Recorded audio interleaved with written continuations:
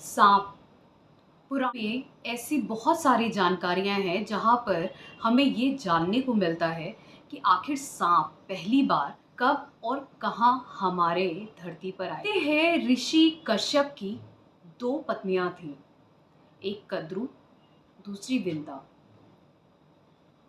कद्रू ने अपने पति से पुत्र रूप में, संतान रूप में 100 अंडे मांगे, जिसमें से उन्होंने कहा कि इन अंडों में ऐसी संतानें निकले जिनके अंदर इतना विष हो, जो और वो इतने शक्तिशाली, इतने विषैले हो कि किसी को भी एक बार में समाप्त कर दें।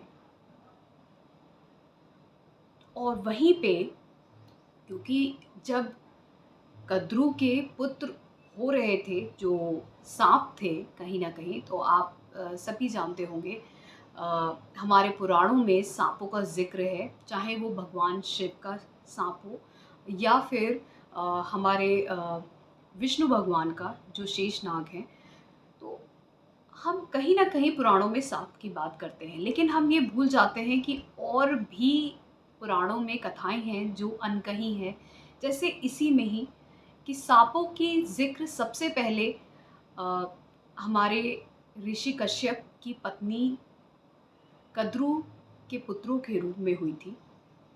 उसके बाद जब दूसरी पत्नी विंता ने ये देखा कि कद्रू के 100 जो पुत्र हुए वो सांप है और वो कहीं ना कहीं जहरीले हैं, शक्तिशाली हैं, तो उन्होंने भी ऐसे, भले ही उनके एक या दो पुत्र हों, लेकिन उन्होंने ये मांगा अपने पति से कि मेरे ऐसे पुत्र हों जो बहुत शक्तिशाली हों, कद्रू के पुत्रों से भी ज़्यादा शक्तिशाली हों। तो अब वो दो अंडे अपना समय लेकर कहीं ना कहीं, जो उनका समय होता है, वो ग्रो कर रहे थे, बढ़ रहे थे, लेकिन विंता से ये देखा नहीं गया। तो उन्होंने एक अंडा, काफ़ी समय हो चुका था, उन्होंने एक अंडा फोड़ दिया। जो उसमें जीव था उसका सही तरीके से, उस तरह से ज़्यादा ग्रोथ नहीं हो पाई थी।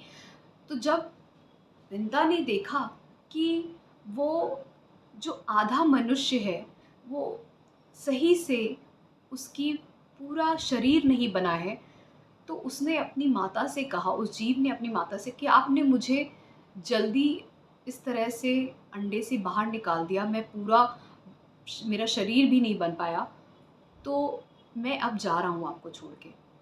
तो फिर वो चला गया। फिर इसी तरीके से जब विंता ने ये देखा कि एक तो मेरा जो बच्चा है वो पूरा नहीं हुआ, वो मुझे छोड़ के चला गया, तो उन्होंने दूसरे अंडे को पूरा समय दिया, और जब अंडे से बाहर निकला तो वो निकले गरुड़ देव, जो बाद में भगवान विष्णु के वाहन बने। वही गरुड़ देव जिनकी सांपों से शत्रुता है, अपने ही सौतेले भाइयों से उनकी शत्रुता है। और जो दूसरे अंडे से अधूरा जीव निकला था, जिन्होंने कहा था अपनी माता से कि आपने मुझे जल्दी निकाल दिया, मेरा शरीर नहीं बन पाया, वो बने अरुण, जो सूर्य देव के रथ पे उनके सारथी बन के चलते हैं।